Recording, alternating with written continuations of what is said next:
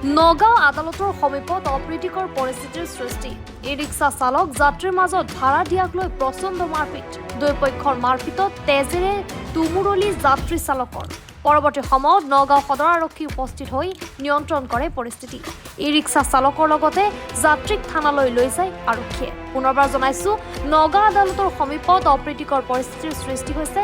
ই rickshaw চালক আৰু যাত্ৰীৰ মাজত ভাড়া দিয়াক লৈ প্ৰচণ্ড মাৰপিট। দুই পক্ষৰ মাৰপিটত তেজেৰে তুমুৰলি যাত্ৰী চালকৰ।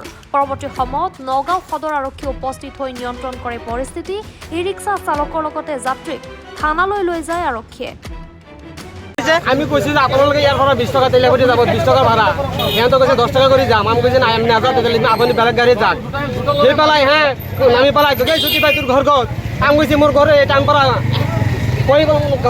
গাড়ী পৰা নামি পেলাই কোনে মাৰিছে? ই মাৰিছে, তাৰ লগত আৰু দুটা ল'ৰা আছে।